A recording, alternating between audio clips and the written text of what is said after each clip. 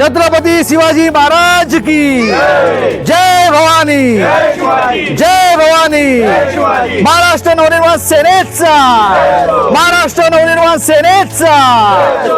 नमस्कार, मी विजय काते। आपण पाहता नवराष्ट्र डिजिटल। आता आपण आहोत मीरा भाईंदर शहराला ऐतिहासिक वारसा लाभलेला आहे घोडबंदर किल्ल्यावरती। काल आपल्या बातमीपत्रामध्ये एक बातमी दाखवण्यात आली होती की हा घोडबंदर किल्ल्यावरती जी मीरा भाईंदरची शान म्हणू शकतो 60 फुटापर्यंतचा पहिला भगवा ध्वज इथे लावण्यात आला होता। पण हा भगवा ध्वजला जो भगवा ध्वज आहे हा अगदी जीर्ण अवस्थेत होता। ह्याच्यानंतर मनसेने आक्रमक पवित्रा घेऊन 24 तासाचा अल्टिमेटम दिला होता। महानगरपालिकेचे झोपे गेलेले अधिकारी तटकडून अजागे झाले आणि त्यांनी हा ध्वज अखेर हा बदलण्यात आलेला आहे। हा संपूर्ण घटनेनंतर मीरा भाईंदर महानगरपालिका असू दे किंवा अधिकारी असू दे ह्यांची कुठेतरी कार्यक्षमता ही दिसत नाही, हे पुन्हा एकदा दिसून आलेलं आहे। पण मनसेचा दणका पुन्हा एकदा सर्वसामान्य लोकांच्या न्याय हक्कासाठी इथे आलेला आहे। हा भगवा दाखला लावल्यानंतर इकडच्या स्थानिकांमध्येही आनंद व्यक्त केला जात आहे। नक्की ह्या संपूर्ण घटनेबाबत मनसे शहराध्यक्ष संदीप राणे यांचं काय प्रतिक्रिया आहे आपण जाणून घेऊ। छत्रपती शिवाजी महाराज की छत्रपती शिवाजी महाराज की जय भवानी, जय शिवाजी। महाराष्ट्र नवनिर्माण सेनेचा। काल मनसेच्या दणक्यानंतर झोपी गेलेल्या महानगरपालिकेच्या अधिकाऱ्यांना जाग आली आणि घोडबंदर किल्ल्यावरती पुन्हा एकदा भगवा त्याच दिमाखामध्ये फडकत आहे। काय सांगाल आपण? बघा, काल आम्ही मीरा भाईंदर महानगरपालिकेमध्ये आंदोलन केलेलं आणि नगरपालिकेच्या जे अधिकारी होते त्यांना मी चेतावणी दिलेली की 24 तासाचा अल्टिमेटम तुम्हाला आम्ही देतोय। 24 तासामध्ये जर हा भगवा ध्वज, जी आपली महाराष्ट्राची शान आहे, ज्या झेंड्यांच्या भगव्या रंगामध्ये आपला त्याग आहे, याचा अपमान आम्ही सहन केला जाणार नाही। आणि 24 तासा आम्ही अल्टिमेटम दिलेला आणि 24 तासानंतर तुम्ही बघत असाल या ठिकाणी हा भगवा ध्वज आहे हा फडकतोय। ह्याचा आम्ही सर्वप्रथम त्यांचा मी आभार व्यक्त करतो नगरपालिकेचे। आणि याबरोबर हे पण सांगतो की मीरा भाईंदर महानगरपालिकेच्या अधिकाऱ्यांकडनं जे चुका होत आहेत, ह्या चुका का होत आहेत ह्याचं संशोधन करणं फार गरजेचं आहे। आज तुम्ही बघत असाल महाराष्ट्र नवनिर्माण सेनेकडे कुठलाही विषय येतो, कुणावर अन्याय झाला, महाराष्ट्र नवनिर्माण सेना, काही अडीअडचणी नागरिकांची असतील तर महाराष्ट्र नवनिर्माण सेना। हे वारंवार तुम्हाला का बोलायला लागतं? आम्हाला वारंवार तुम्हाला महाराष्ट्र नवनिर्माण सेनेच्या अधिकाऱ्यांना पदाधिकाऱ्यांना का नगरपालिका यायला लागतं? हा मोठा संशोधनाचा विषय।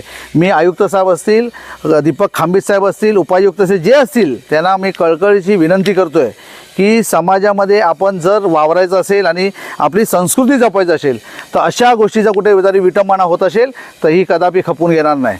लक्षात घ्या, या ठिकाणी एक जागरूक आमचा पदाधिकारी हिम्मत भोईर यांच्या माध्यमातून मला कळल्यानंतर आम्ही या ठिकाणी त्याचे उचल घेतले। लक्षात घ्या, म्हणजे मला एका बाजूने या ठिकाणी 24 तास नगरपालिकेचा पारा, नगरपालिकेचं देखरेख या ठिकाणी असताना सुद्धा ह्याच्यावर दुर्लक्ष का होतोय हा मोठा प्रश्नचिन्ह होता। कुठेतरी असं वाटतं ऐतिहासिक वारसा लाभलेल्या वास्तूसाठी पण राजकीय पक्षाने आंदोलन करायची वेळ येते। कुठेतरी असं वाटतं की महानगरपालिकेचे अधिकारी अजूनही झोपी गेलेले आहेत। 100% तुम्हाला मी सांगतो, आम्ही आता शपथ खाल्ली आहे। अधिकाऱ्यांना मी या व्हिडिओच्या माध्यमातून कळकळीची विनंती करतो, आता सतर्क करा।